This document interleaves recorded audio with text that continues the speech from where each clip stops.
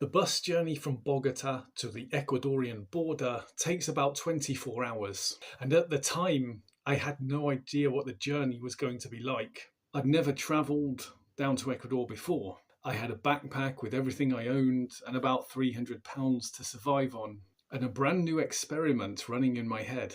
Whenever something went wrong, I had to repeat one phrase: things are working out. That phrase was about to get tested almost immediately. As the bus left Bogotá, the city slowly gave way to countryside. Bogotá sits high up in the Andes Mountains, and once you leave the city, the landscape becomes incredibly dramatic. Huge green mountains, deep valleys, winding roads, soaring condors. It's beautiful scenery, but it also means the roads twist and turn constantly. And that makes for a very long bus journey. Looking back now, this was the moment the adventure really started. When you leave a place and you know that you're not coming back, it creates a strange feeling, a mix of excitement and uncertainty. Anyone who's really travelled long term will know exactly what I'm talking about. Because at that point, there's no turning back. As the day turned into the evening, the bus kept moving south through the mountains. I tried to sleep, but buses in South America have this strange habit. Just as you're about to fall asleep, just as you're nodding off peacefully, they stop somewhere and turn all the lights on. Then everyone wakes up again. Some people get on and off. Then the journey continues. Then you try to sleep again, and the whole process repeats. So by the time morning arrived, I was pretty exhausted. So 24 hours after leaving Bogotá, we finally reached the Colombian border town of Ipiales. And this border between Colombia and Ecuador is marked by a fast-flowing river with a bridge connecting the two countries. And crossing that bridge felt like stepping into a completely new chapter of my life. Border crossings can be slightly stressful when you're travelling because immigration officers sometimes ask questions. They might want proof you have enough money to support yourself, or proof that you have a return ticket.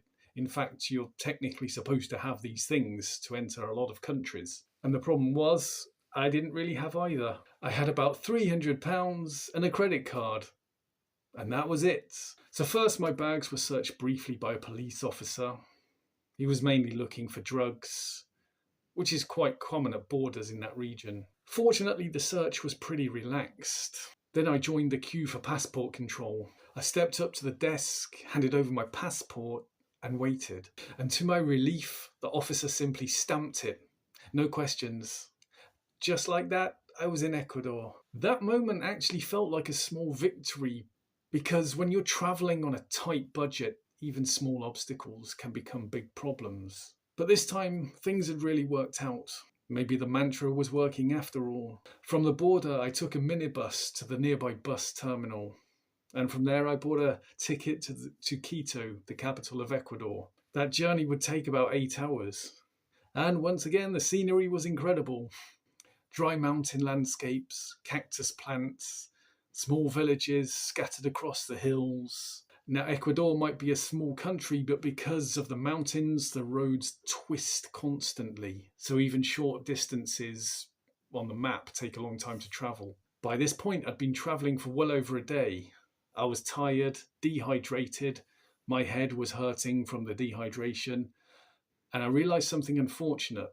The bus didn't have a toilet, and it wasn't stopping anytime soon. So now I had a headache, was very thirsty, and I desperately needed to wee. Not the most comfortable travelling conditions. Eventually the bus reached Quito, and the first thing that struck me was how modern the bus terminal was. After such a long journey, just finding a bathroom and a bottle of water felt like a luxury. It's amazing how quickly your standards change when you travel. Next problem, finding somewhere to stay. I grabbed a taxi and asked the driver to take me to a hostel. But at this time it was quite late at night and the driver didn't seem to know where any hostels were. So we ended up driving around the city for quite a while. By this point I was exhausted and slightly irritable, and this was exactly the kind of moment where the experiment came into play. Instead of getting angry, I had to repeat, things are working out. Looking back now, this is one of the biggest challenges of travelling long term. When you're tired, hungry, and far from home, small inconveniences can feel enormous. Your brain starts imagining all sorts of problems. But most of the time, things do actually work out. So eventually, I found a hotel in Quito and I checked into my room desperate for sleep. But what I discovered inside that room wasn't exactly reassuring. In fact, it made me question whether moving to Ecuador had been a very bad idea. And that's where the story gets really interesting.